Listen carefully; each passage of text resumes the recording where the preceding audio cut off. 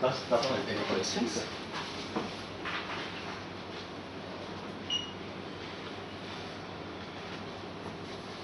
Okay, so yesterday we derived various results on from 4-dimensional viewpoint. Okay, as to when you get solutions to equations of motion and when you get supersymmetry. Okay.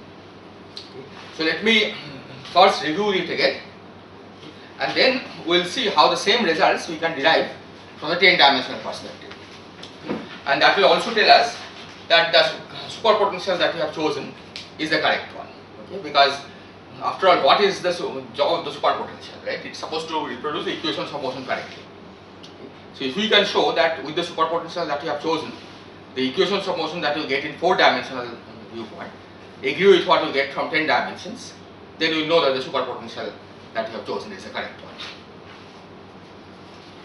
Okay, so results in 4D.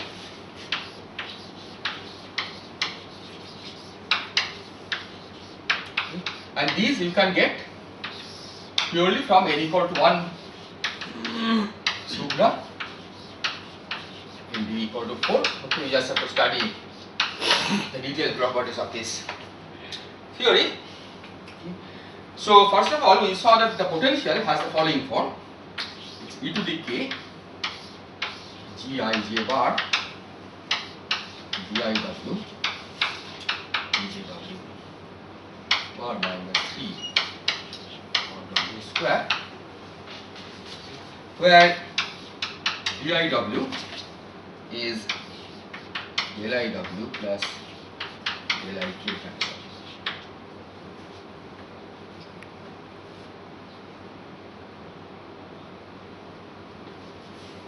Okay.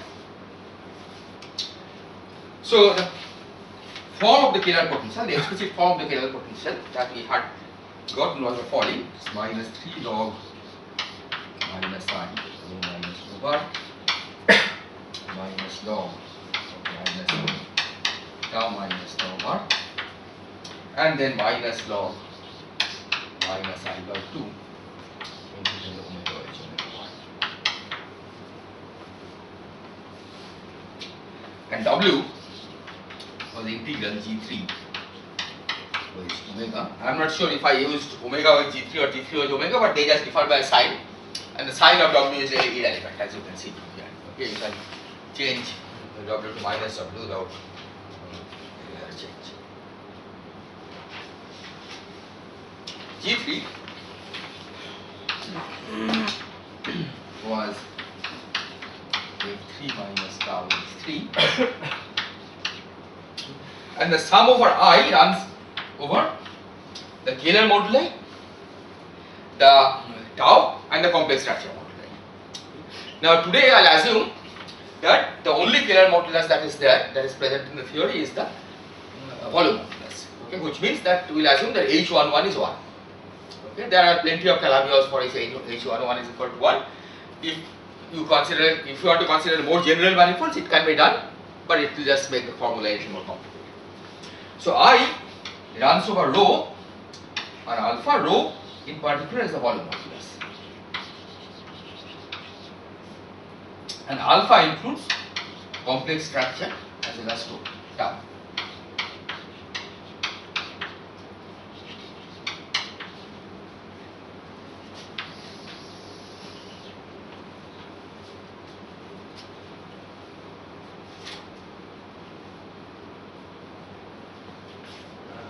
In equal to 1 supergravity was a choice, right? Here. Well, n equal to 1 supergravity was not a choice, okay, because we are just compactifying type 2 on a Calabi-Yau and taking the Orient default. Right? Whether the particular solution that we choose, okay, is supersymmetric or not, right? That will be a choice. That I have not said anything so far. But if you remember that the construction that we did was just type 2 on a Calabi-Yau, right? And you took the Orient default along that, and then you are studying the effect of switching on G3 and H3 flux. Right? So it will basically deform that original Lagrangian, and the way it can deform it is by adding a superpotential, right? Because it has to be consistent with n equal to 1 supergravity. Okay, in the absence of flux, there is no superpotential. Now, in the presence of flux, there is a superpotential that has been generated. Okay.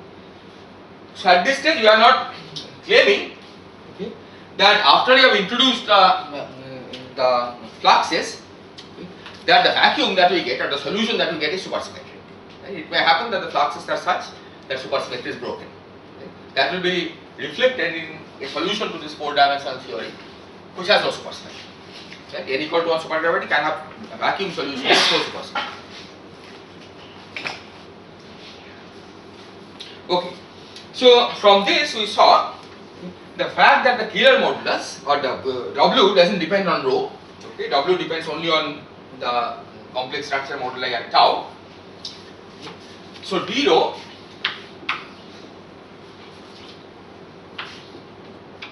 W was just del rho k times W, which is minus 3 over rho minus rho bar times W. Then we substituted in a potential substitute. Okay, notice that we are not using equation of motion of anything, right? We are just using an identity. D rho phi, d rho W is this. And then we substituted in the potential, and then we found that the potential in this case is just e to the k g alpha beta bar d alpha W.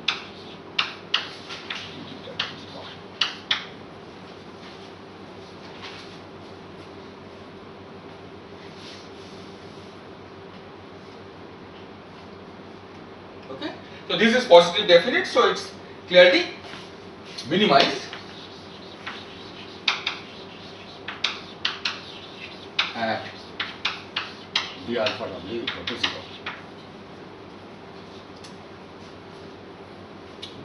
And here you have a set of complex variables, okay, and the number of equations is equal to the number of variables. So you expect that we will get a discrete set of solutions for the complex structure and tau by solving these equations. Is this point clear? So this is a general solution to the equations of motion that we will get from this structure.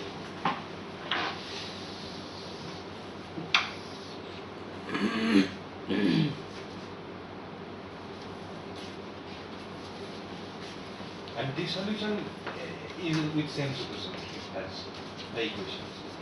No, I have not said anything about the supersymmetry so far, right? In the solution also. No, because I have just said that V is this, right?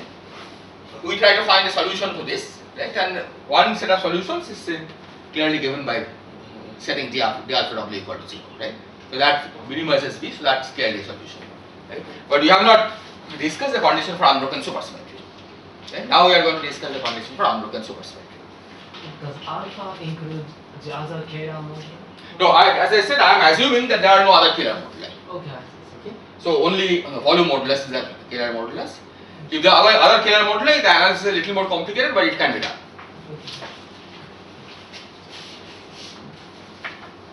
Okay. So now we look at the condition for unbroken supersymmetry.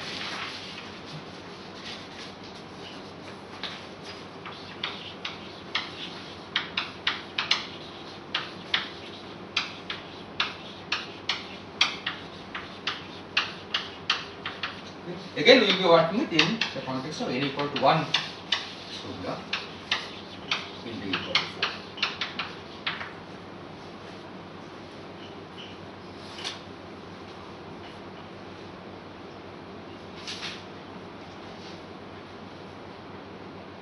This can be analyzed in a model independent way.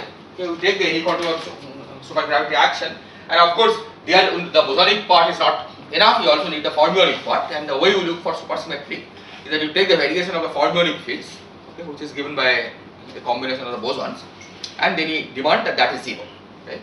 Because supersymmetric vacuum will correspond to the one where the variation of all fermions is 0. Okay.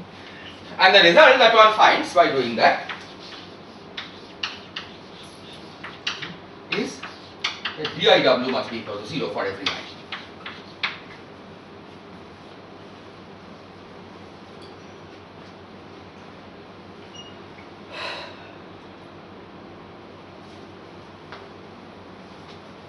Now this condition is by itself is not enough. Okay, because this has to hold for every I if you want supersymmetry to be unbroken. Right? In particular, it must also hold for d rho w equal to 0. So the d rho w equal to 0 condition implies from here that w must vanish.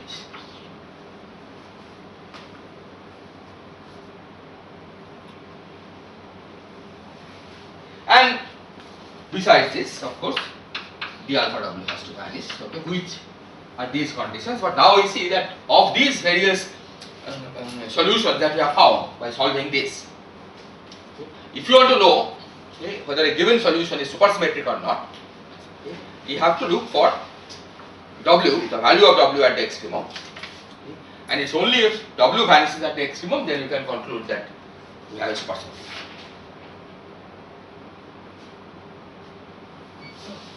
Explain again, how did we get the di w equal to 0 condition? Okay, this is, you basically, I didn't derive it. So basically you take delta fermion fields in n equal to 1 sugra. In n equal to 1 sugra. You know how the supersymmetry acts on the fermions, right? So you take delta fermion, and so this is a collection of bosons, right? Equal to something. We have to demand that this is 0. Right? The background that you chose must have this property that delta fermion is equal to 0. Right? That puts a condition on the bosonic fields, bosonic field configuration, and that is this condition. Right? If we just look at the supersymmetry variation of the fermions, right, and ask under what condition the right hand side vanishes, what we find is that it's under this condition that the right hand side vanishes. Okay? So basically the variation of the fermion field, okay, which is the super partner of the phi I, is proportional to diw. Right? It's something like diw times epsilon.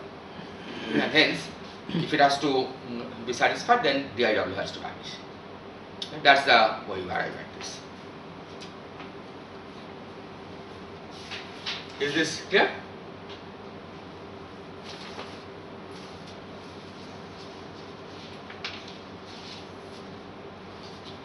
Okay. So what we will now show is that if we didn't know anything about the 4-dimensional description, okay, the fact that there is an underlying n equal to 1 super gravity, but just had a 10-dimensional description, okay, which is what we have been studying earlier, you would have arrived at exactly the same conditions. So let me remind you what was the procedure that we had arrived at from the 10-dimensional perspective.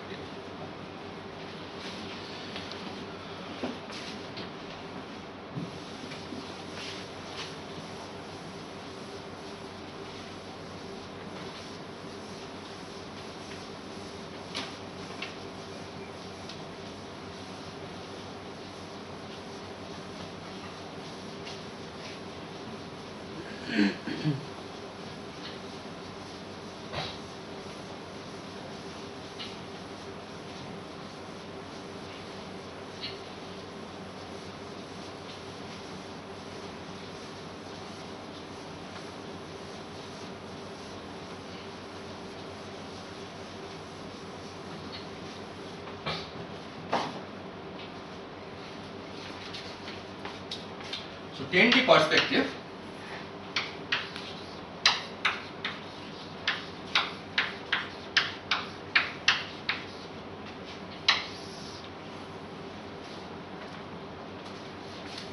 so the first step was to solve for a coupled set of equations for tau. Well, I should have said this is tau 10D. Okay. Tau 10D differs from tau that we have introduced because this depends on the internal space, internal manifold. Okay, because even on orientifold, okay, as long as the d branes are separate from O planes, tau does vary over y. Right? And what we have been calling tau from the 4-dimensional perspective is as a zero mode of that. Okay, the constant mode of that tau. Okay, so this is the 10-dimensional background. Okay, So forget about the 4-dimensional description that I have used. This is a 10-dimensional diagram. So tau 10d and G tilde Mn. What is G tilde Mn? This is some kind of scale metric on the base, on Calabi-Yau. Okay, or the orienting fold of the Calabi-Yau manifold. Now this part of the problem can be solved without worrying about what fluxes you have introduced, right? Because that's what we had discovered, that the equations of motion that we got in these did not involve the fluxes. Okay, that's why this stepwise construction made sense. Okay, even though we, to begin with, we have all set of coupled equations, right, which has fluxes, metric, and everything else. By suitable manipulation, we could ensure that these equations are independent of what else you do. Okay. In particular, this equation for G tilde involves sources. These sources were of the following form: okay, localized sources, which is T tilde localized Mn minus 1/8 G tilde Mn N. Okay, if you look at the notes that we had, okay, this is the kind of sources that we have found for the metric. Okay. So this part, okay, so these are the sources. Okay, as I said, fluxes don't source this equation. Okay, that was the advantage of using the scale metric G tilde, okay, and not the original metric Gmn. Now, so first of all, there are fluxes don't enter, but there is something more. Okay, you can see that these do not get any contribution from D3 planes or O3 planes. Why? Because D3 and O3, okay, they lie along the 3+1 non-compact dimension, right? So their energy momentum tensor has non-zero component only along the mu direction, right? Not along the Mn direction. And what enters here is the components along the mm direction, right? This is Mn, this is Pt, this P runs over the internal space. Okay. So these then get contributions only from the O7 planes and D7 planes, right, in an oriented fold. In F theory compactification, this will also involve the PQ7 planes, right? Because after all, O7 is a combination of PQ7 planes. So because of this, this part of the problem can be solved independently of what flux you will introduce afterwards. It's important that the D3 planes don't enter, because, okay, this is the next equation I'll write down. Once you introduce fluxes, okay, there is a condition on how many D3 planes you have to have on the internal space, right? Because the total D3 plane charge has to be 0 on the internal space. That involves the fluxes and D3 planes. So if the D3 plane source entered here, then when you introduce fluxes, you will get new sources because you have to put new D3 planes. Okay, but as you can see, that doesn't enter here. And what was that tau 10d? This is the same axion development modulus, except that I have called it 10d because this depends on y. This is the background tau. Right? Whereas tau that we have been talking about in 4D, that there is a fluctuation over this background.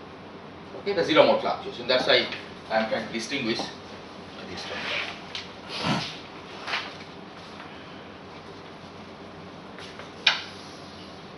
So now we switch on.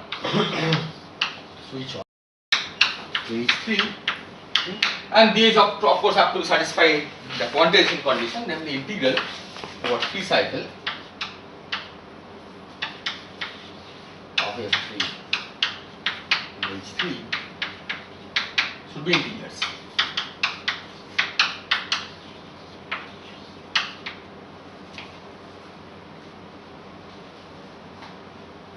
Okay, these are fixed 3 cycles on the manifold. And so this is a usual quantization condition on fluxes. Okay? Just like if you introduce a gauge field strength, okay? Fij, Fmn, then integral of Fmn over 2 cycles have to be constants, have to be integers. There is the analog of that.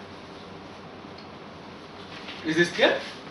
Yeah? This is necessary, otherwise you will not be able to find a gauge field which produces this F3 and H3. Right? Just like if you have a monopole field, right? You can that's a consistent field configuration only if it satisfies the charge quantization, the appropriate quantization condition.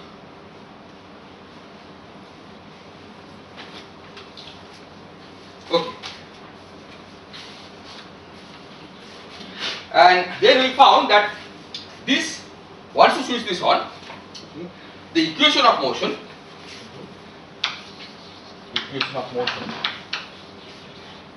okay, some combination of the equations of motion requires that star 6 G3 is IG.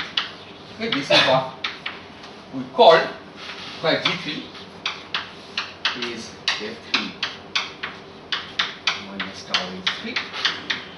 This is the condition for imaginary self dual. This is imaginary self dual.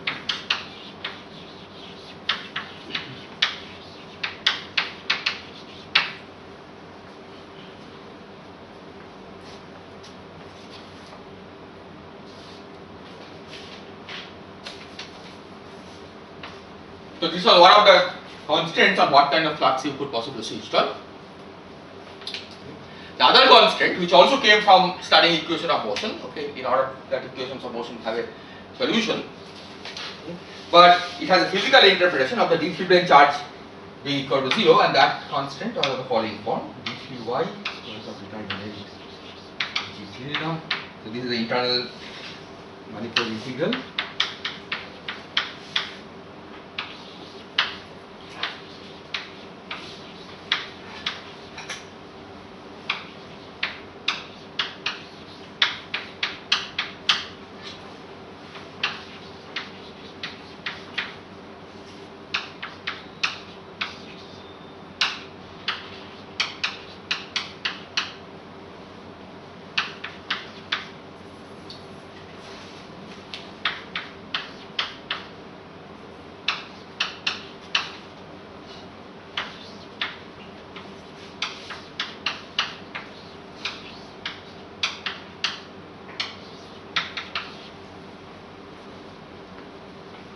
Okay, so this is the explicit d3 plane charge from the sources, and this is the d3 plane charge that is induced from the fluxes. Okay, and we had found that this equation has to be satisfied.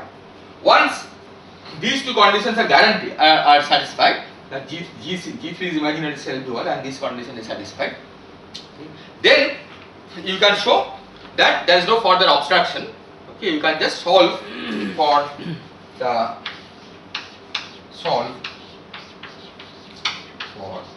scalar alpha, which is also e to the 4a, by solving some Laplace type equation.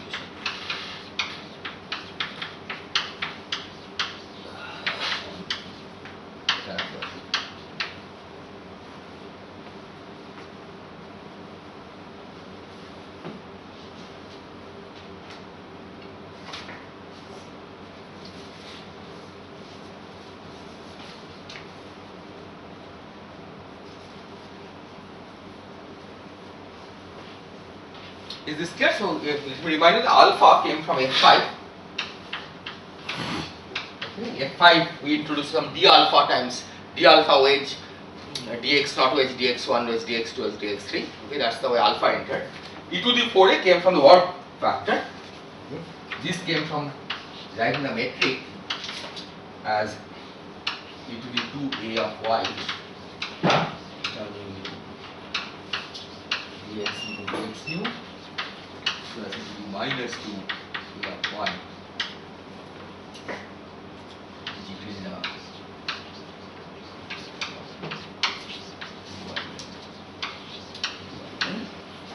And essentially this warping, okay, this was not necessary, I could have worked with GMN, but this was necessary to ensure this decoupling.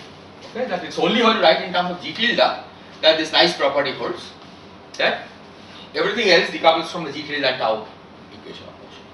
Okay, that's why you could solve this by the stepwise procedure.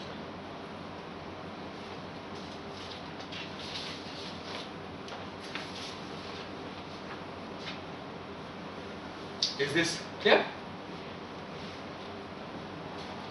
So this was a 10-dimensional perspective, but because the 4-dimensional theory after all is coming from compactification of 10-dimensional theory, it cannot be that these conditions are different from what we had found from the 4-dimensional perspective, right? You could either first rewrite the theory in the 4-dimensional perspective and then solve the equations of motion, or you should be able to solve the equations of motion directly in 10 dimensions.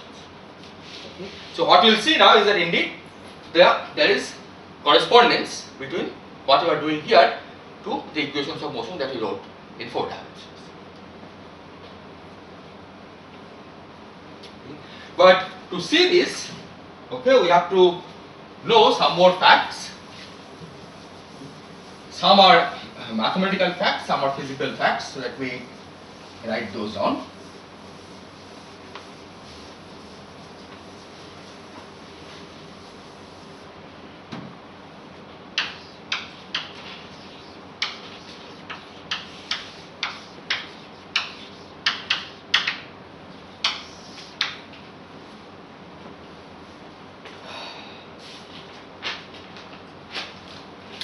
So the first two are purely mathematical statements, the last one is a physical statement. So the first fact is that this equation star 6g is equal to ig. This is a condition on a free form, on a complex free form, on a Calabi-Yau free form. But what one can show is that this implies that G3 is a linear combination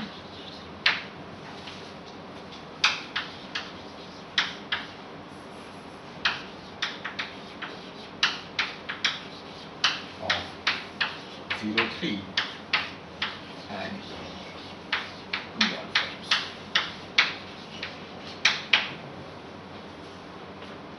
On Calabi-Yau.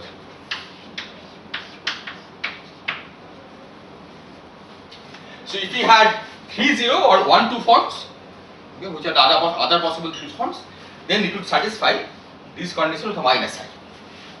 Okay, so the fact that it's star G6 equal to IG6, star G3 equal to IG3, forces G3 to be a linear combination of these 2 forms.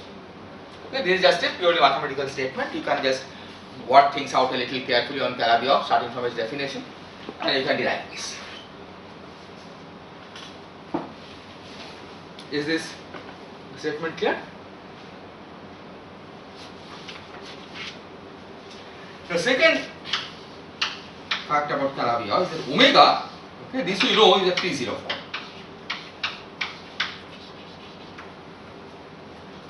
Okay. Suppose Ba is a complex structure modulus.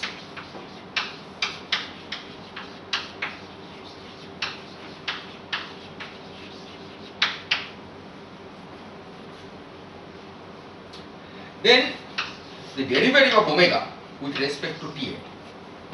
Okay, what do you mean the derivative of omega with respect to Ta? Okay. Omega is a free zero form, but omega can be expressed as a linear combination of some fixed 3 forms on the real 6-dimensional manifold.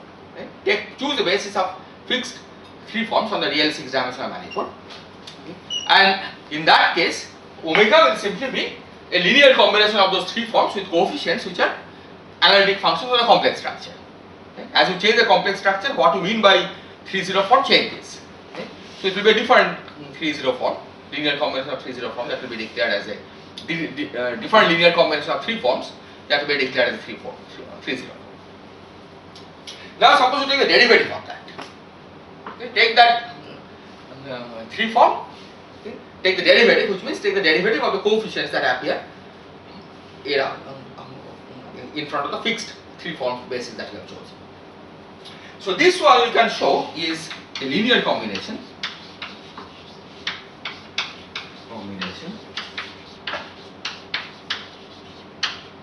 of 3-0 and 2-1 forms.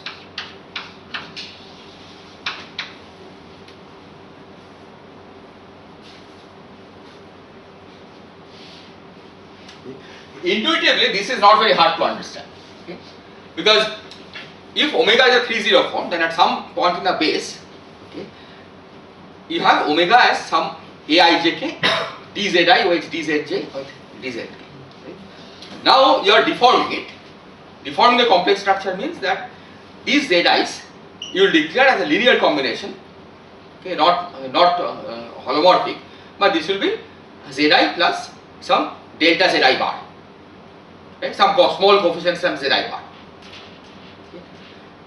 Now if you expand that original aijk, dzi, dzj, dzk in terms of this new complex coordinates, okay, there will be leading term which is still dzi, dzj, dzk. The first subleading term, the order epsilon term, will have two zi's and one z bar, right? Or all z, because z could also mix with z. Okay. So the first derivative, right, will become basically the coefficient of the epsilon term. Right? That's the reason why it will have at most a 2-1 form, right? Not a 1-2 form, because 1-2 form means it has to be the coefficient of dz bar, dz bar. Right? That will be second order. So the second derivative will involve 1-2 forms. So this is not hard to understand, but this is a little more involved. Okay? But nevertheless, it is possible to show this explicitly.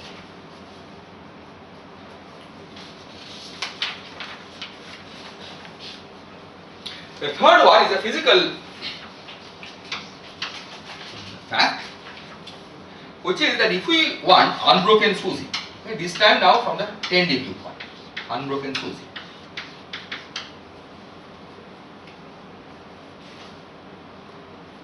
This would require the G3 is a 2-1 form.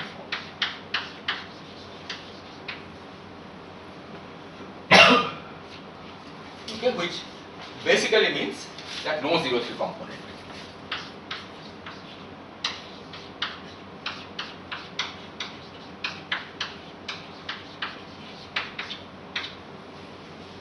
Okay, again you will prove this by looking at the 10-dimensional supergravity supersymmetric transformation laws. Okay. The change of the formulas, and you will have to demand that we should be able to solve for the right hand side equal to 0, and that demand will tell us that G3 must be 2-1 form. So how much unbroken supersymmetry? This will be 4 unbroken supersymmetry. 4. Yeah. So once you introduce fluxes, you break supersymmetry from n equal to 2 to n equal to 1.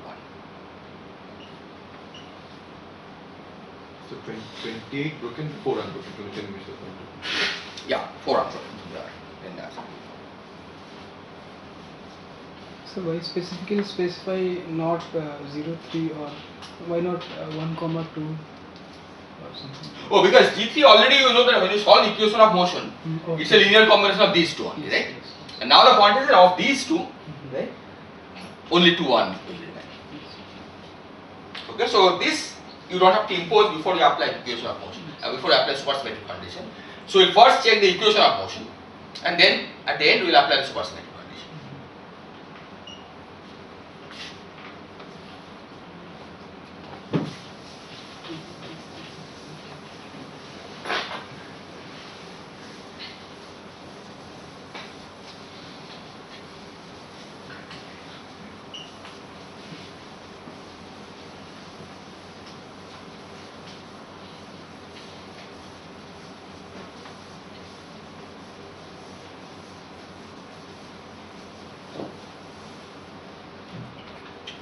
So now recall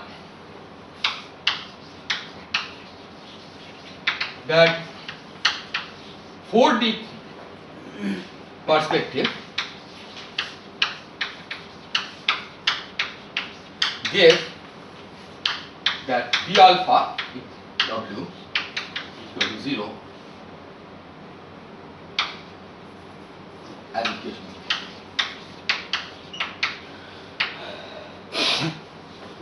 And on top of that, W equal to 0 as SUSY condition.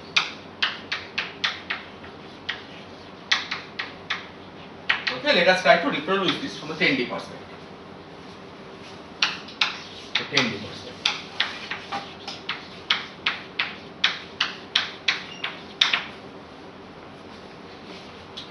So this I'll divide into two parts. So d alpha w equal to 0. This means that d a w equal to 0 and d tau w equal to 0. A is the complex structure moduli and tau is the tau variable. Is this clear? This also is del alpha w. This one was? So d alpha w is also equal to del alpha w because No, because there is also a del alpha k times w. yeah, so the k depends only on rho. No, k depends, there is a part of k which depends on rho, but there are also part of k that depends on this omega is omega bar and log tau and so on, right? So it is really d alpha w equal to 0.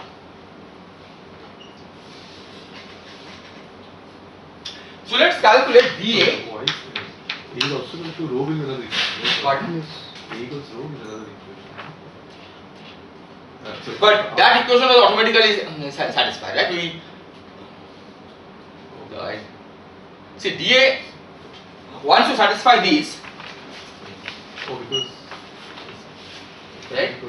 See, okay, the point is that d rho w equal to 0 is not necessary to satisfy the equations of motion. It's necessary for supersymmetry.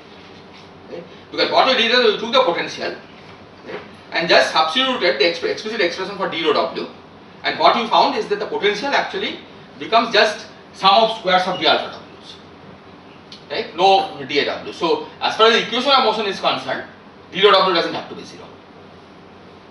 Right? Because the d rho w term basically cancels with the w square term. Right? So the potential doesn't care whether d rho w is 0 or not. Right? Potential is minimized as long as you satisfy these conditions.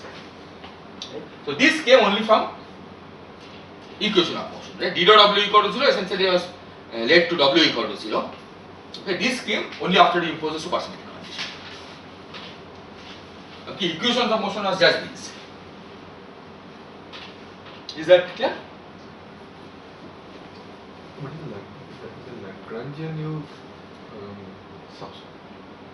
I didn't substitute, that's why I said I didn't actually substitute by solving equation of motion, right? I just computed d rho w and substituted. Right? And that basically got rid of w square term. Okay? And left term is just this. Okay?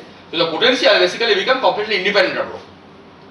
Okay, that's why the rho equation was trivial as far as the potential is concerned.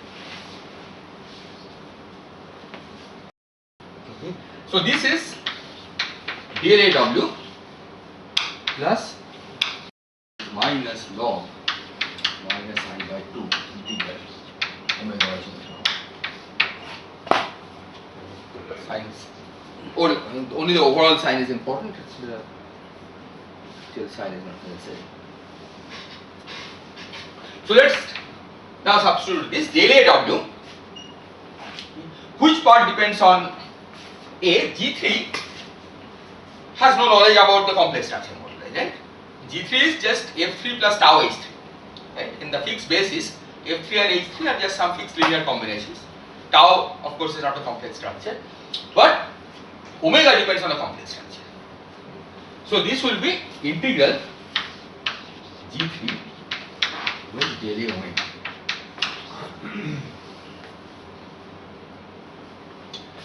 Then we have del A k. What is del A k? Because of this minus sign. Okay, there is an overall minus sign. Integral is basically the del A of this divided by this itself. Now omega depends on complex structure. Omega bar depends on the anti-holomorphic. It's a complex one. Right? So del A omega, del A will only act on the omega. So it's integral del A omega, which is omega bar, divided by omega, which is omega bar, and then W, which is integral G3 omega.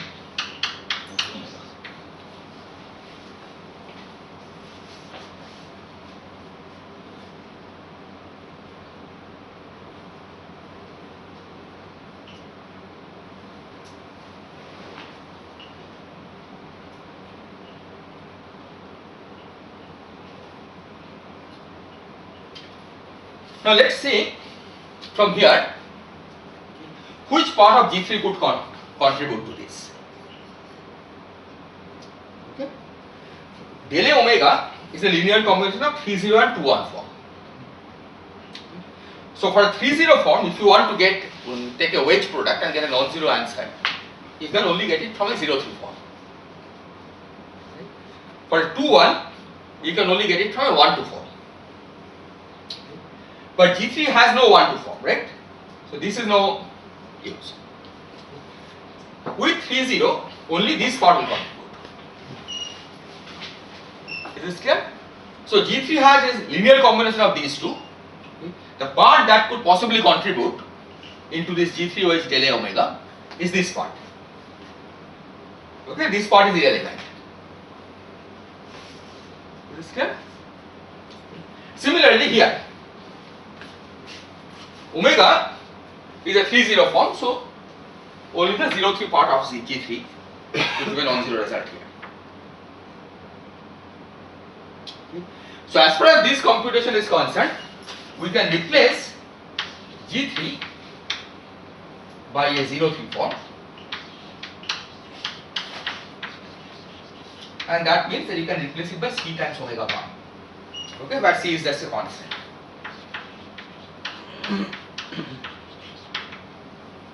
Because any 0-3 form, okay, these are of course closed forms that we are talking about. Okay, that's basically a linear combination of omega bar. Okay, a multiple of omega bar.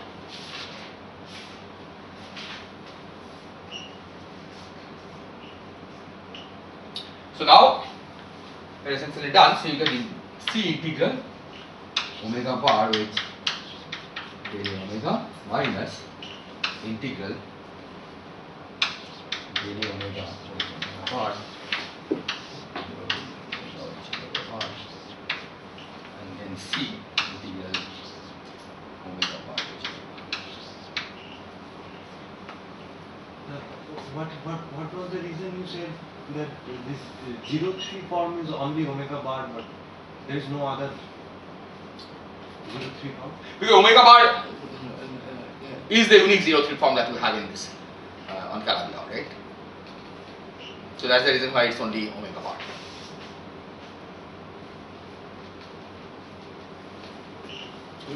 So you see that indeed this thing cancels. You just have to, so this and this differs by psi, okay, but so does this and this, because you have to exchange. So this is a 0.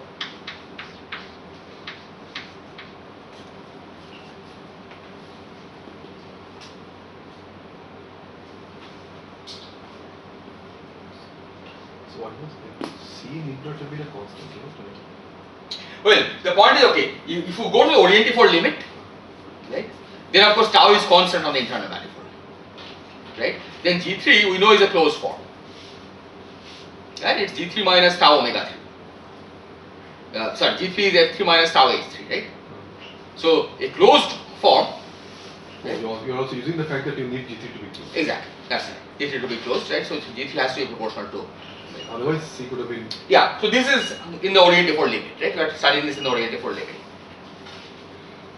If it's not orientifold limit, even the Calabi-Yau property is not true strictly, right? If you change the metric, for example.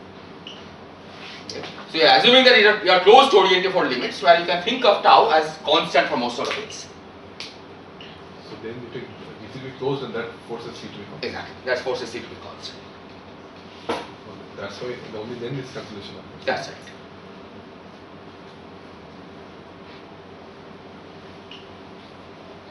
Is this okay?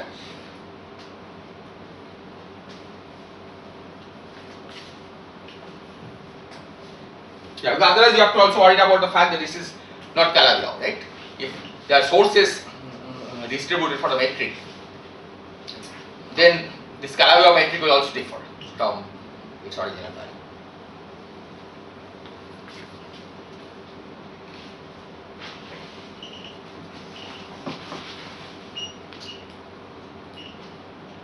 Okay, so this shows that indeed when from 10D perspective you satisfy equations of motion. Okay, this imaginary cellular condition. Then from a 4D perspective also you satisfy, well, you almost satisfy equation of motion, you have not checked the d tau condition in it, right? That's what we will do now. Okay? At least these equations are automatically satisfied. Is this clear? So we will now check the d tau w. Okay? We have to make sure that also is automatically satisfied. Right? Once the 10D equations are satisfied.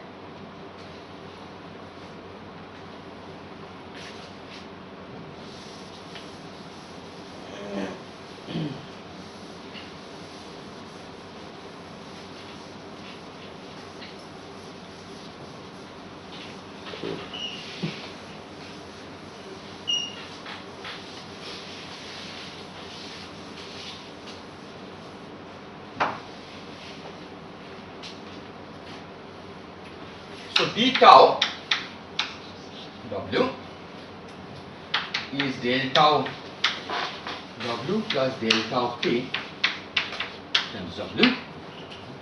Now w is d3 times omega. This time omega has no knowledge about tau. Okay? So the derivative with respect to tau is going to only act on g3.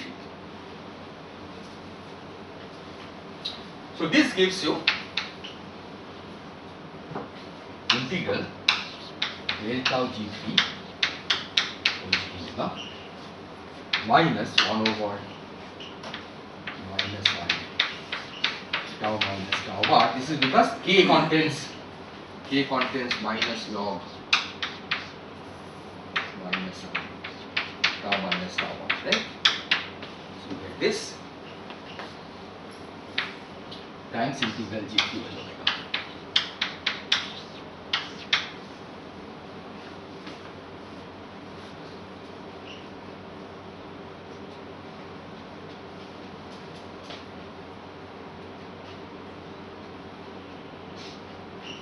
There is a minus. Numerator also.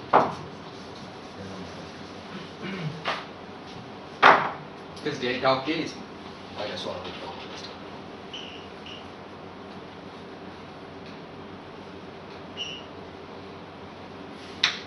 What is del tau g3? G3 is f3 minus tau h3. So del tau g3 is minus tau h3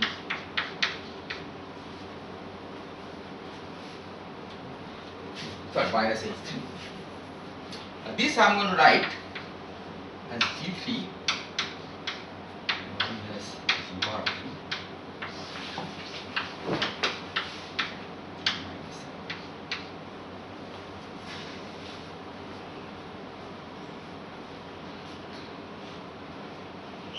plus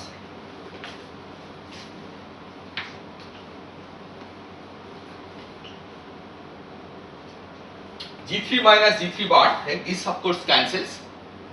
It's minus tau bar times H3. Right? So when you divide it by tau minus tau bar, you get minus H3. So this then is integral G3 minus G bar 3 over tau minus tau bar again I will take out because you are taking tau to be constant or relative fold. Omega minus 1 over tau minus tau bar integral G3 which is omega. So you see the G3 over omega term cancels and this gives minus 1 over tau minus tau bar integral G3 bar to h.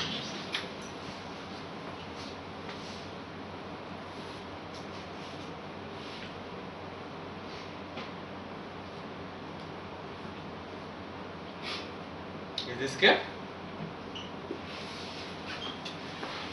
But now we see that G3 is a linear combination of 0, 3 and 2, 1 forms.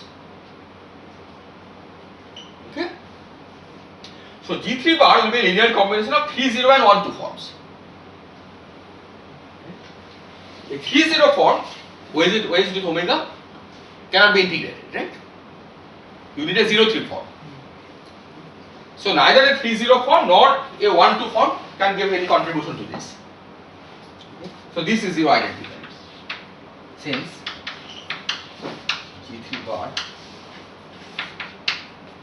is linear combination of 3 0.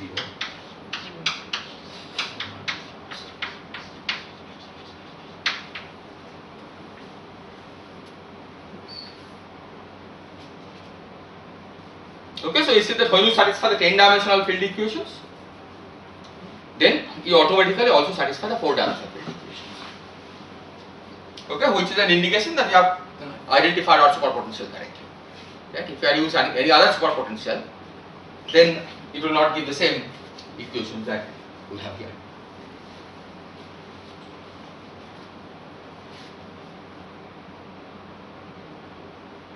Is this clear? So what remains is to show that the condition for unbroken supersymmetry also is satisfied, which basically means that we have to check that this W equal to 0 is satisfied once the 10-dimensional background satisfies the unbroken supersymmetry condition. Okay, which is not very hard.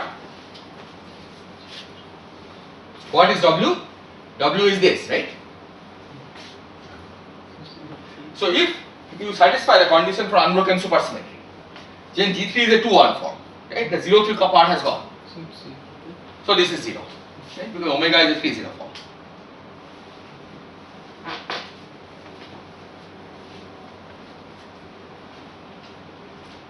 Is this clear?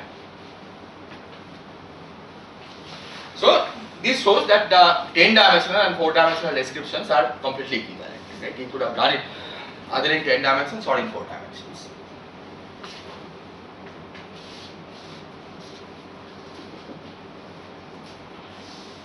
Unfortunately, what we will do next cannot be done in 10 dimensions, so there you really have to stick to 4 dimensions, and we will see the reason why. So to complete the DAW, Yes. we had to use the 0-3 component of G3. G3, yeah, because the 2-1 component we argue will not contribute anywhere. Will not contribute. Exactly. But then to have unbroken supersymmetry, you Yes. cannot have any 0-3 component. That's right. Yes. So together, that is also an identity. Yes, because the point is we showed that you use the 0-3 component, the result is still 0, Yes. right? It was not trivially 0, there was a cancellation between these two Yeah. terms, right? If the 0-3 component had vanished, That then in each term would be 0 separately, Sure. right? That because after all, what are those two terms, right? One was the del A W term, the other one was the del A K times W terms, right? yes. So if the 0-3 part is 0, then both del A W is 0 and del A K times W is 0. I see. Because W is 0. Because W is 0, exactly. So if we had assumed supersymmetry, then the proof would have been simpler, right? But what we did was that we checked separately that first just the equation of motion without assuming supersymmetry. They are also two sides agree, and then condition for unbroken supersymmetry also agrees between the two sides.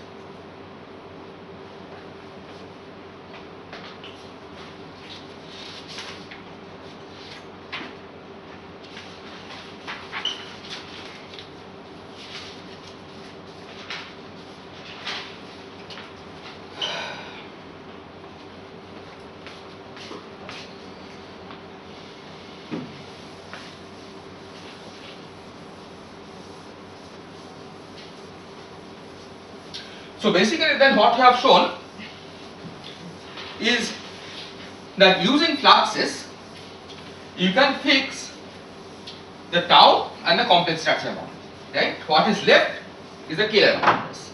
Okay, in particular if you have H11 equal to 1, then there is only one moduli field that remains to be fixed. Okay, there are also compact moduli fields which you don't care, right? Because they may be fixed at some later time. But at least the moduli field that we need to understand is a rho modulus.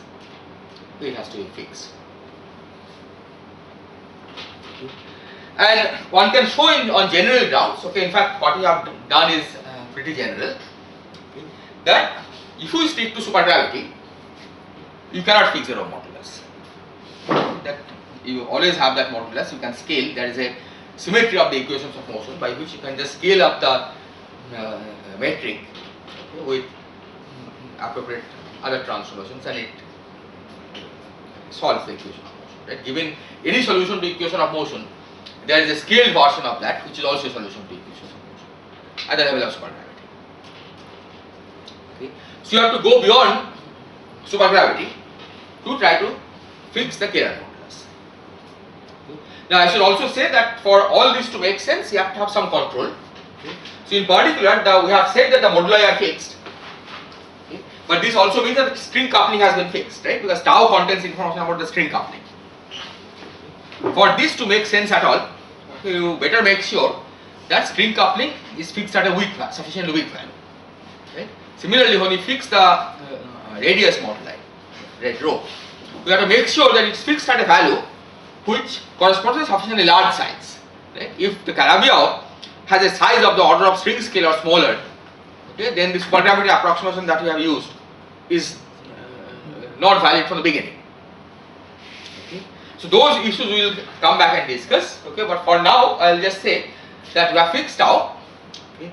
Generically, if you choose the fluxes generically, then tau will be of order 1. Okay. There is no reason why tau should correspond to weak coupling. Okay. Nevertheless, you can hope that by adjusting the fluxes, okay, fluxes are characterized by integers. Okay. So by adjusting those integers appropriately, we may be able to make tau small or make imaginary tau large, which means weak coupling. Okay. It's a purely accidental. Well, it may not be purely accidental. There may be a somewhat systematic way to see what kind of fluxes will give weak coupling. Okay. But this has to be done by adjusting the fluxes. Okay. So it's not a continuous parameter anymore. String coupling numbers, basically the integers that characterize the fluxes of F3 and H3, we try to make tau to large. Okay, so that the coupling constant is sufficiently weak. Okay. But later on we will try to come back and discuss this order of magnitude in more detail. So rho has to be fixed, okay, and there are various suggestions. Okay, the original suggestion is due to KKLT as to how to fix rho. So I should say that so far what I have done is completely general. Okay, it works at supergravity, and this is basically based on the 2001 paper by Giddings, Kastu and Polchinski. Okay, so if you look for that paper, you will find all the details in that paper. Okay, but then we are talking about going beyond supergravity. So the first was by KKLT. I will discuss this. The second one is what is called a large volume scenario, which came a few years after KKLT. This I may or may not discuss. Okay. So the idea here is that we add non-conservative corrections to W.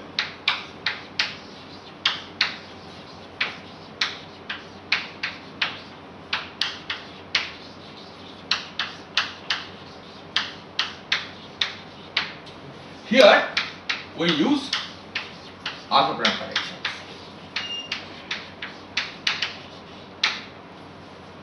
to try to fix rho.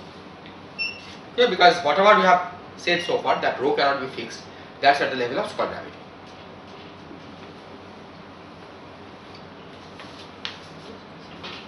So it's in the large volume thing, then K is no more just log rho minus rho prime. So you plus You have to add corrections. that's the large volume. That's right. Okay, and then you have to see what that we can get corrections to superpotential, for example, which depends on rho and so on. Because all this analysis that we have done so far is really at the supergravity level.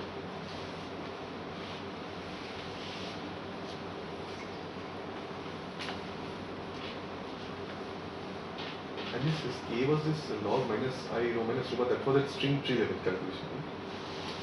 That was, everything was at string tree level, but also at supergravity level, and in the supergravity approximation, exactly. So all of these will have to change.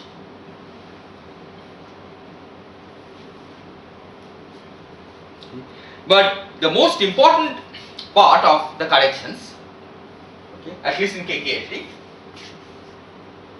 is a correction to the superpotential, right? Because essentially the reason that we couldn't fix rho is because the superpotential is independent of rho. Right? So if the superpotential had a dependence on rho, okay, you could possibly fix it. Okay. But as I said, there are other methods, because the other reason why the potential become independent of rho was the specific structure of the killer potential, right? If it was not minus 3 log rho minus rho bar, you could have gotten some rho dependent term in the potential. Okay. So all of those conspired. Okay. So KKLT basically tries to invoke a correction to the superpotential to fix this problem.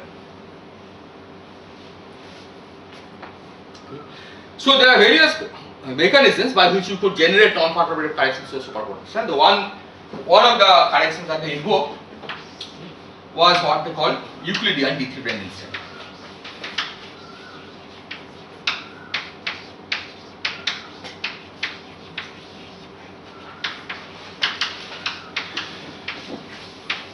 So today I will just give a very brief sketch of the whole program, and then later on we will discuss it in more detail.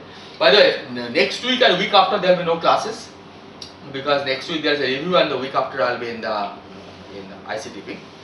So the classes will again resume 2 weeks from now. So next 2 weeks. Sorry, sir. This superpotential, Yes. there are no other perturbative corrections beyond D3 measurement? No, one can show that there are no other perturbative corrections, right? So superpotential doesn't receive any perturbative corrections. Yeah. Yeah. So it's n equals 1 supersymmetry. Yeah, exactly. Basically, the point is that if it did receive corrections, right, then you break the shift symmetry. Right? Because superpotential, there is a real part and an imaginary part. Right? Rho dependent superpotential, the real part. But this one is independent of rho, right? So you said. Yes, exactly. So independent of rho. But imagine that you say there is a correction. Right? So each of the fields that appeared had a real part and an imaginary part. A real part typically has a shift symmetry. And that shift symmetry will be broken, okay, if you try to correct the superpotential. It can be broken non-perturbatively, but we know that perturbatively that shift symmetries are not broken. Right? That's the reason why the superpotential doesn't have perturbative corrections. And it could have had other perturbative corrections also involving only complex structure modulus. No, I think even complex structure modulus, if something like tau, for example, right, then tau 1, there is a shift symmetry of tau 1 which is not lifted perturbative. But this one also is tau. But that was in a combination G3, so they cannot, you are saying, one can prove that Exactly. one cannot have anything else beyond this. That's right, yeah.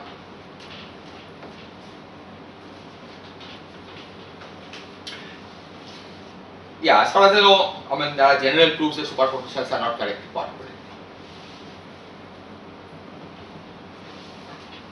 Okay, so what this means that you take a 4 cycle on the Calabi-Yau, and when you carry out the Euclidean path integral, there can be a D3 brane which has a 4-dimensional wide volume wrapped on this 4 cycle. These are very much like instantons, so these are not actually branes in the standard conventional sense. They are not particle-like objects. They are just classical solutions in the Euclidean string theory, which represents a D3 brane wrapped on a 4 cycle. So these corrections will give, under favorable circumstances, this can give corrections to the superpotential. And you can estimate what kind of corrections terms you will have, because if it's a D3 brane, right, then the action for this is proportional to the 4 volume, right? Okay. 4 volume goes as size of Calabi-Yau 3-fold to the power 4. Right? This is D3 brane wrapped on a 4 cycle. Okay. So why 4 volume? Because you basically get the leading term in the action comes from multiplying the tension of the D3 brane by the volume of the cycle that is wrapping. Right? And the volume of the cycle that is wrapping is going as 4th power of the size of Calabi-Yau. And this is precisely of order rho. Okay, if you look at the definition of rho, we calculated it was the volume of Calabi-Yau raised to the power 2/3, right? Volume goes as size to the 6. So size to the 4 is basically rho. Okay. So this means that W will be proportional to e to the IC rho. Okay, why IC rho? Because basically this will go as e to the minus 0, right? Okay, rho 2, okay, I should have said this is actually rho 2. Okay, so there is a e to the minus some constant term rho 2 term in the action, and that basically comes from a superpotential of this thing. Okay. So they argued that corrections of this kind will generate superpotential for that involves rho of this kind. Okay. P factor can of course depend on the other moduli. Okay, in general, what kind of superpotential will have will depend on the other moduli. Is this clear? Is this a half BPS supersymmetric solution? Yes, and these are, well, I don't know whether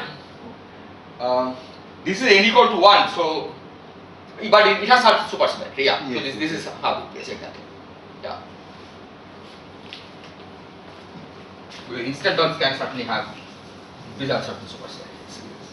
Yeah. But otherwise, you will basically get killed by the zero mode integral, right? Yeah. The Feynman zero mode integral.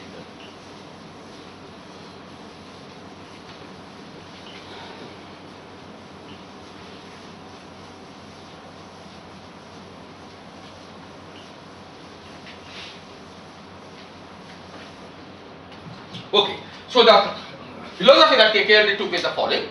Okay. So let's suppose that before we take into account all these corrections, we had before these corrections,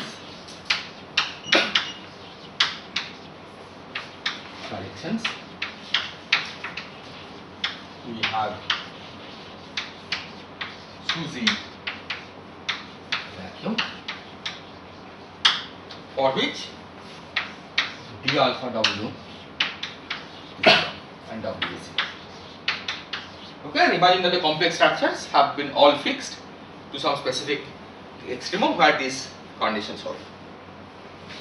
So the requirement of that row that okay, maybe you are going to say the K will now also be depending on row. K of course does depend on rho. K has a minus 3 log rho minus rho bar term, right? Oh, sorry, W equal to 0 cancel that. Yes, exactly. Okay. Now all those conditions will have to be will get modified. Okay, but I'm just trying to describe the systematic way that they suggested we should approach this problem. Okay, so let's suppose that all the complex structure moduli and tau has been fixed by solving this. Okay, before you take into account these corrections. Okay, so they have in some sense become massive field. Okay, so then we can imagine that because rho is still massless, okay, those have become massive. Okay, all the complex structure, we could integrate out those fields. Okay, and write down a low energy effective action involving the rho only. Is this clear? Okay. So that low energy effective theory will be described by some kind of effective superpotential for rho. Okay, so integrating out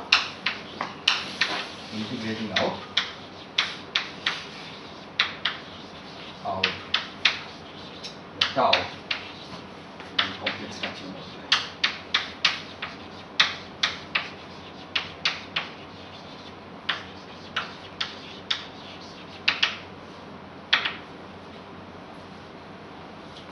Will give rise to some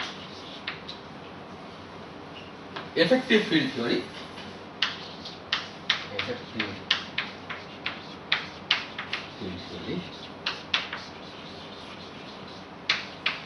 For rho, with W as some constant.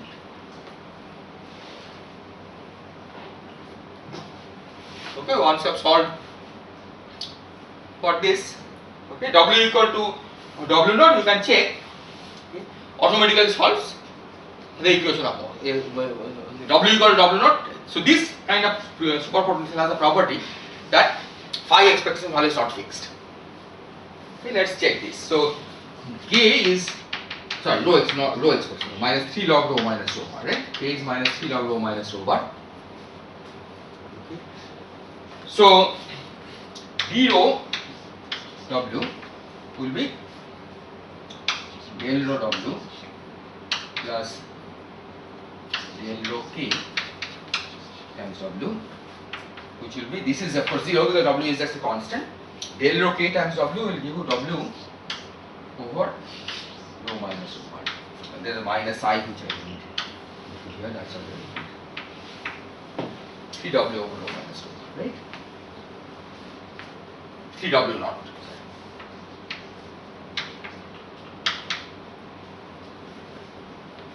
And so now the potential, which is equal to k times g rho bar d rho W bar minus 3 mod W square. This will be 0 again, right? It's exactly the same calculation that we did earlier. So when you think in terms of it, this has an effective field theory for rho. Okay, the effective field theory for rho automatically satisfies an equation of this kind. Okay? So in fact, you don't have to even think of this as W equal to 0. You just solve this. Will implement later. Just imagine that we have solved for d alpha W equal to 0. Okay. These are the equations of motion, okay, for the fields other than rho. You solve for this, okay. Find the solutions for those fields, okay. And because those have been fixed, you can imagine that you can integrate it out. You can write down low energy effective theory for rho only. Okay. What kind of superpotential will you have? Okay. Just from general consideration, we know that the superpotential should be such that rho vacuum expectation is not fixed. Okay. One possibility will be that W is equal to 0. The W naught is 0. Okay. A more general possibility is that W is constant. Okay, because W equal to constant has exactly the same property. Okay, then the potential is identically 0. Okay, but there is a crucial difference between these two scenarios. Okay. If W is 0, then this vacuum that you get is supersymmetric. If W naught is non-zero, then this vacuum is not supersymmetric. Why not? Because 0 W is not 0, right? Okay, as a low energy effective theory for rho, we know the condition for supersymmetry is 0 W equal to 0. Okay, if W naught is non-zero, then that means that this is a non-supersymmetric vacuum. Okay. So if you start from a supersymmetric vacuum, okay, then you will get 0 W equal to 0. If you start, then you get W naught equal to 0. If you start from a non-supersymmetric vacuum, then you will get W naught which is non-zero. Is this clear?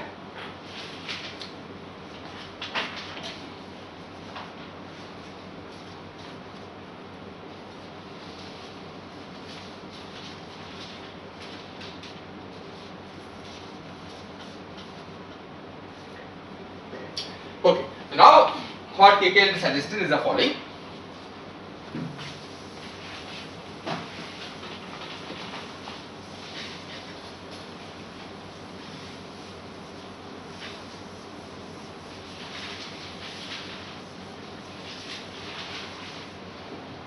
Then suppose you now take into account the effect of this additional term to the superpotential.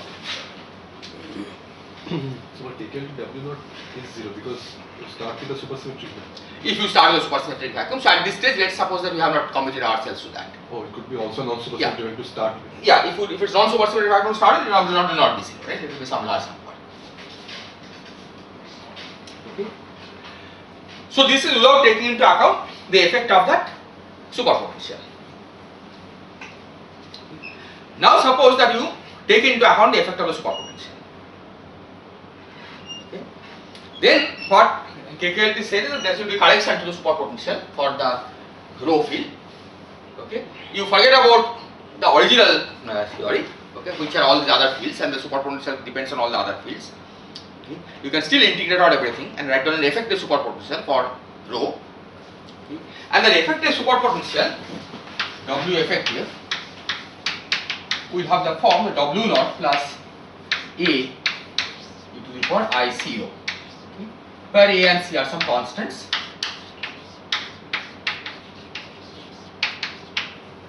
And W naught is also a constant.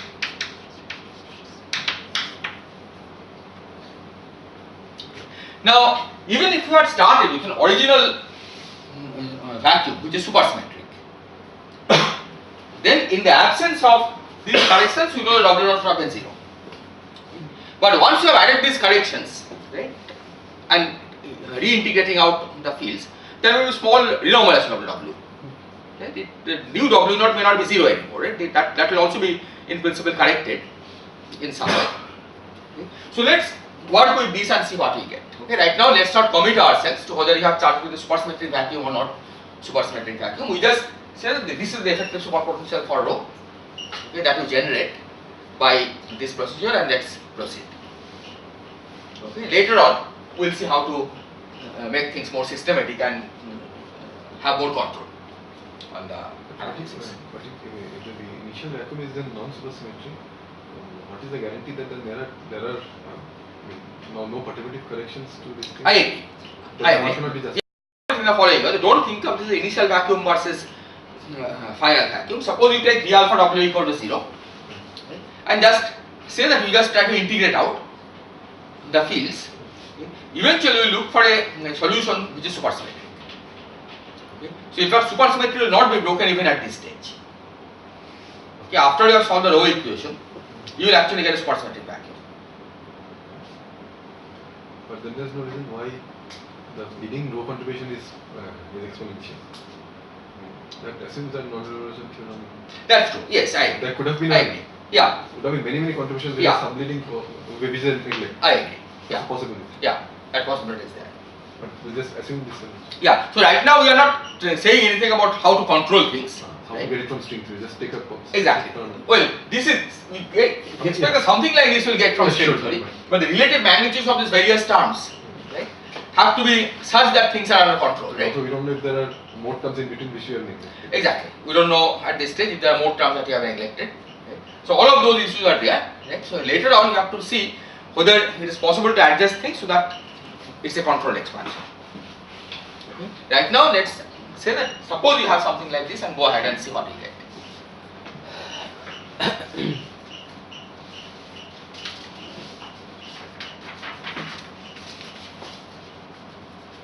So now we look for SUSY vacuum.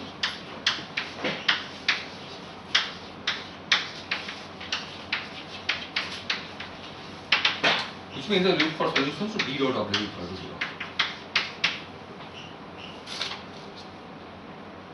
Okay. So this is del rho W plus del rho K times W. Okay. So we get this is all W effective.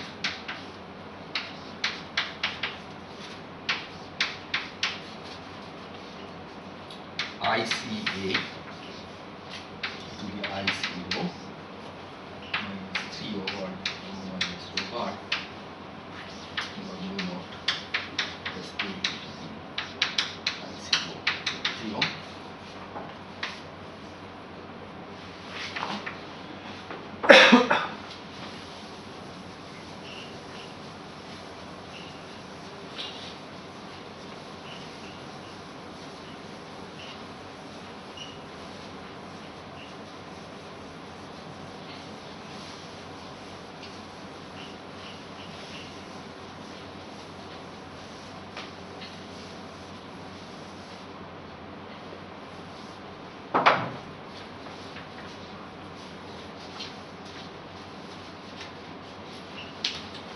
So we just simplify things, assume C, A, W naught are all real. Okay, this is just to simplify our life. And look for solution of the form rho equal to I sigma. Okay, so sigma is real. So real solution, and it's not hard to see what this means. So this basically tells us that Ca to the minus 3 sigma plus 3 over 2 sigma W naught plus A to the minus 3 sigma 0. So you can write this W naught as minus 2 sigma by 3 1 plus 2 sigma C sigma over V.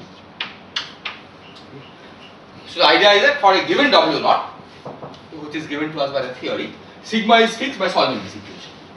Okay? Sigma is the expectation value of the imaginary part of rho. e to the minus 6. Yeah, into e to the minus c sigma.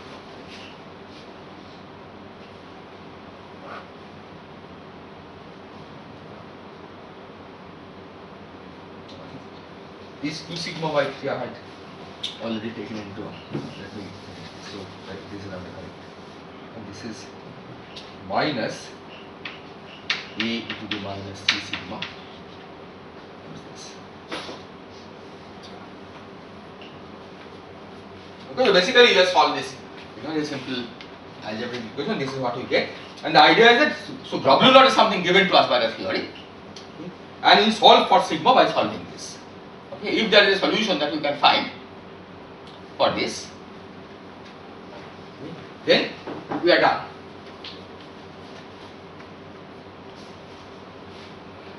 Is this clear? So sigma goes to minus infinity, this in fact goes to what? Minus infinity. Sigma goes to plus infinity, it goes to 0. So as long as W naught is negative, you can find a solution for sigma. Okay. If W naught is not negative, you have to do something more. You cannot assume anymore that rho is real. You have to add some imaginary part and try to solve it. Okay. But of course, it's not enough to say that we can find a solution. You better make sure that after you have found the solution, okay, so sigma fixes the size, right? Okay. So after you have found it, you have to go back and check that all your approximations are correct, right? You had assumed various things. Okay. In particular, you had assumed that effectively rho can be thought of as massless field, okay, even though the other fields have been integrated out. So which means that it better be that at the new minimum, okay, the mass of rho is small compared to the masses of the fields that you have integrated out. Otherwise, this whole low energy effective theory approach doesn't work, right? And we have to make sure that the volume of the Calabi is sufficiently large so that things are under control and so on. But the idea is that this is something you can check in principle, and by appropriate choice of fluxes, you may be able to hook up parameters where this does hold. Right? Not in a parametric sense, okay? Not that it has a continuous parameter that you can take to be as small as you like, but nevertheless, if there is some discrete combination of fluxes, and you may be lucky and get a solution for which sigma is sufficiently large, okay, which means that the volume of the Calabi is sufficiently large. Okay. At the same time, tau is sufficiently large, which means that the coupling constant is sufficiently small, and have a more controlled analysis.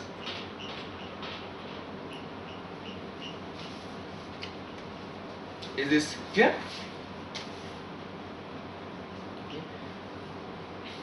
So from this viewpoint, whether the original vacuum is supersymmetric or not is not the relevant question, right? You take some original vacuum, whether it is supersymmetric or not, you don't care. We have to make sure whether from the point of view of this low energy effective theory, right, after you have integrated out the original fields, this low energy effective theory of rho, is it giving a supersymmetric solution? Okay. Because the reason that the original vacuum would have failed in principle to have supersymmetry is because we couldn't have satisfied a d dou w equal to 0 condition, right? All the other conditions would have been satisfied anyway, right? The alpha w equal to 0 is what you sought to integrate those out. Okay. D dou w condition, w equal to 0 condition, you are not solving, we are solving now. Okay. And as long as you can solve for this, you know that the final vacuum is supersymmetric. Is this clear? Okay. Well, we can also calculate V.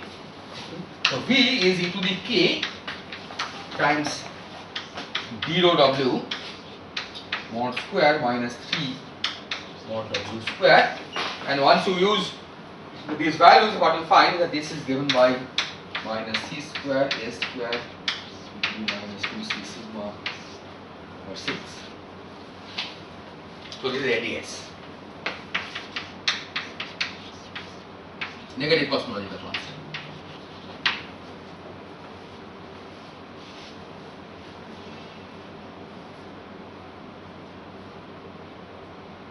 Okay, and if things are under control, then this weight will be a small number. Right? If it's of order of the Planck mass to the 4, then you have not solved anything, right? Then all your approximations break down anyway. Okay, because you have to assume that the space-time is approximately Minkowski and then gone ahead and solved it and so on. Because again, those things you have to check, okay, by appropriately adjusting fluxes whether it can be done. We wanted de Sitter. Not yet. I am just coming to last step will be de Sitter. Okay, I'll just say in a few minutes what to do to get de Sitter. Okay, so at this stage, okay, you get ADS. That is, I mean, it's clear that you wouldn't get de Sitter by this procedure because you are looking for a supersymmetric solution, right? You cannot have a supersymmetry in de Sitter space. Right? There is a general theorem. So if you are looking for a supersymmetric solution, then the only possibilities are either ADS or Minkowski. Okay, and what you Theorem? What is the theorem? basically in the de Sitter space there is no supersymmetry. Okay? So that's the result. So the parameters one can tune or play with are the fluxes. That's the only parameter. See, because there is no continuous parameter here anyway, right? Because everything, all the continuous parameters are part of the moduli fields. They are being fixed, right? So the input are just the fluxes, the integers. Okay. In terms of those integers, everything is getting fixed. Even in this construction where we are considering non-perturbative effects, there also the non-perturbative effects are even controlled by The same fact, right? With non-perturbative effects, you have no control, right? It's part of the theory. Right? You cannot choose to include or not choose to include anything, right? I mean, if you have to include it, you have to include it, right? The only issue is whether it's important enough or not, right? And that will be determined by the fluxes.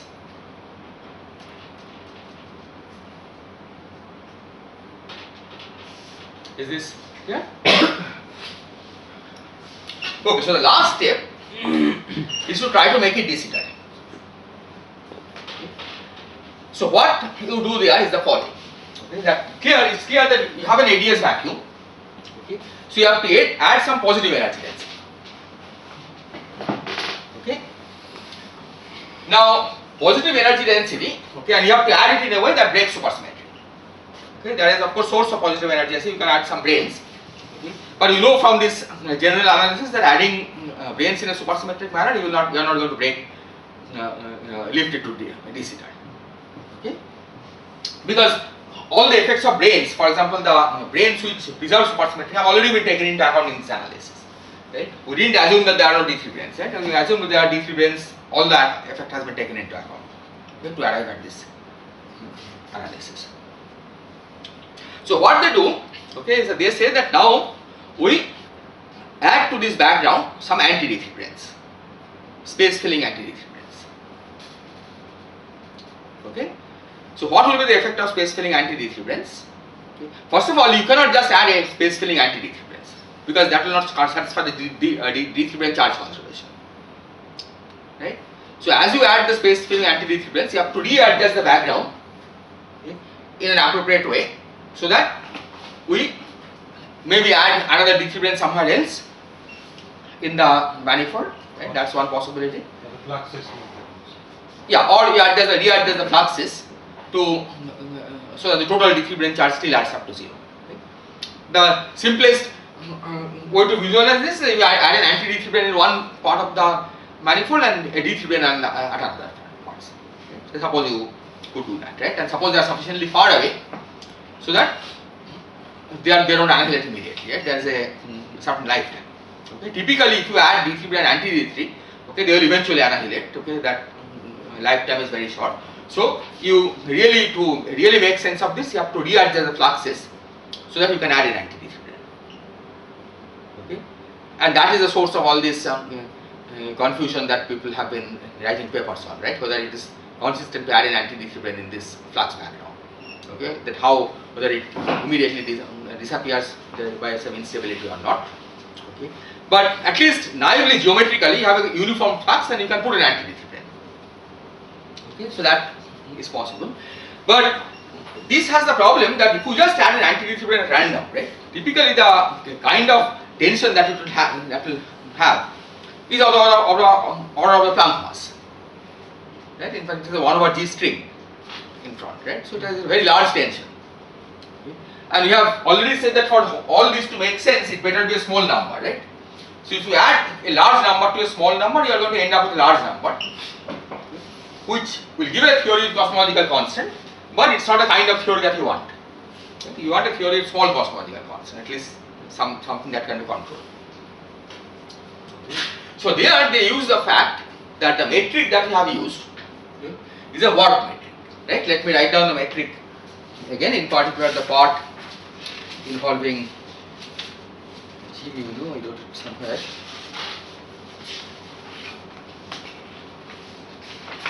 So this eta mu,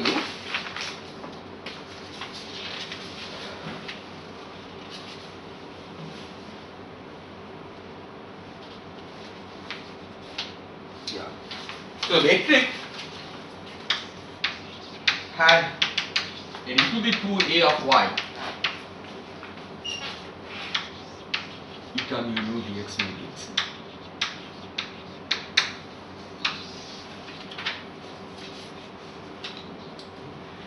So now we have to adjust the fluxes in such a way that a of y is warped, which means that in some region of this internal compact space, this e to the 2a, you imagine, is a very, very small number. Okay? A of y in general is a function of y, right? We are solving the Laplace equation to find a of y. Okay? And the precise Laplace equation you have to solve, the sources, etc., are all coming from fluxes, right? Fluxes determine everything in this game. So you can imagine that by appropriately adjusting fluxes, you can make e to the 2a of y small in some region. If you place an anti-decrement in that region, then the effective tension of the anti-decrement has a square root of determinant G in front of sitting in front, right? The square root of determinant G, okay, the 4-dimensional G, will now have this factor. And if this factor is very, very small, the effective tension that you get add from the anti-decrement can be made small.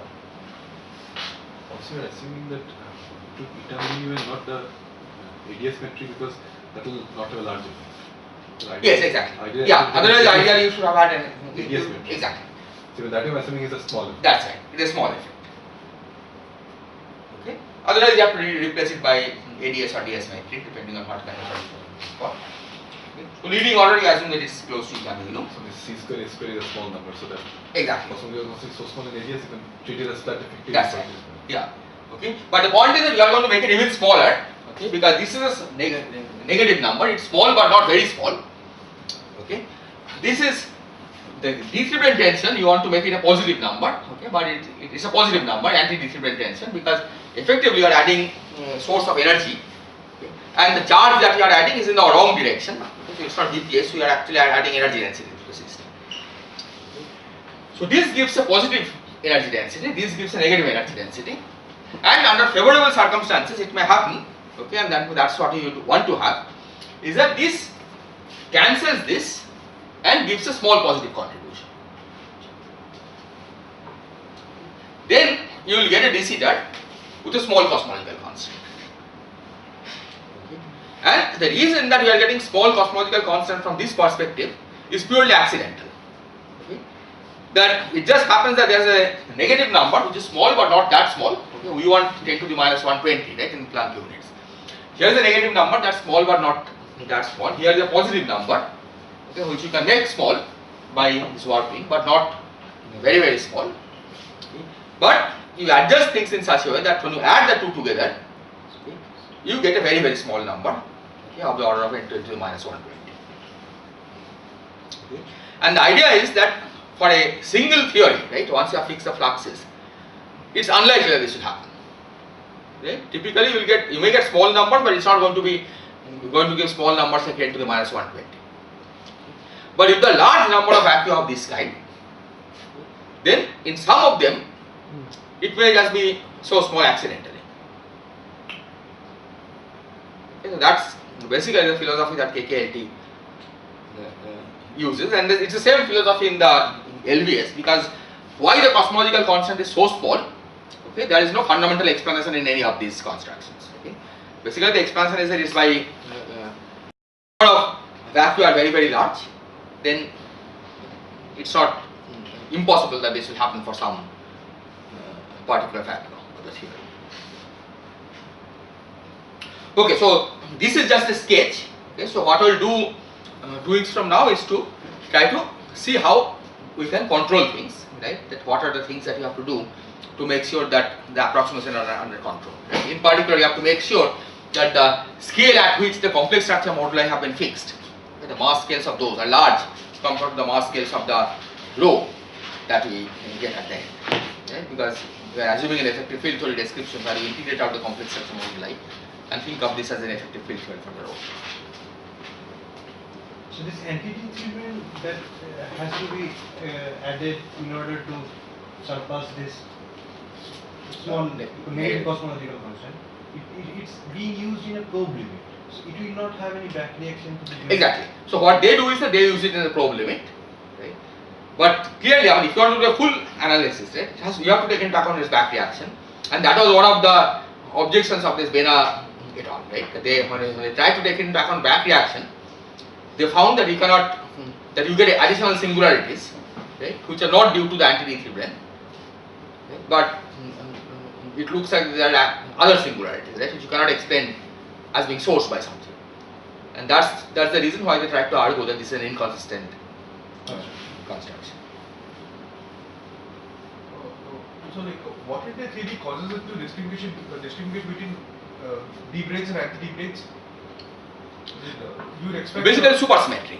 Okay, Right? That if you put a D brane, right, that we have assumed that this is a supersymmetric background, right? At least at some crude level, right?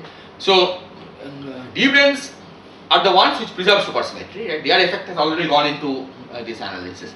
Anti-D branes are the D branes which carry opposite charge. Okay, and that basically breaks supersymmetry. Okay? So in this, more explicitly in this Hendy construction, we had this T3 ρ3 localized, right? This is the energy density, right?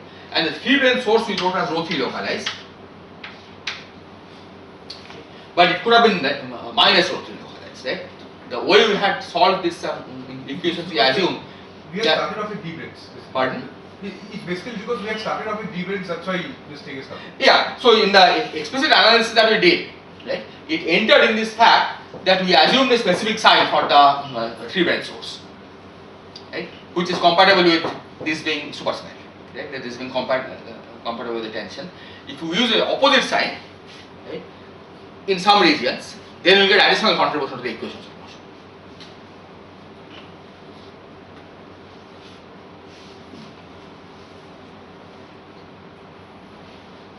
Any other questions? So while we had allowed for supersymmetry breaking by choosing G3 to have a 3-0 component, this kind of supersymmetry breaking we hadn't allowed, right? Because from the beginning when you solved those equations, we had assumed that the ρ3 has a correct sign, right? The 3-brane source. Otherwise, there will be additional source terms that we'll get when we do this analysis. So when you say there are so many other vacua, does it mean that there are all these parameters that can be tuned to? Well, all the parameters are just the fluxes, Yeah. right? So, I mean, but this argument was originally given by Busso and Kolchinsky. So basically, what they said is that if there are large number of 3 cycles, right, and in each 3 cycles, suppose you choose the integer up to certain maximum number, right, say 5. Okay. So if there are 100 3 cycles and each of those 3 cycles admit fluxes from 0 to 5, that's already 6 to the 100 possibilities, right? If the number of 3 cycles is less, then of course the number of possibilities also go down, right? But you can in principle consider Calabi-Yau with large number of 3 cycles and do this.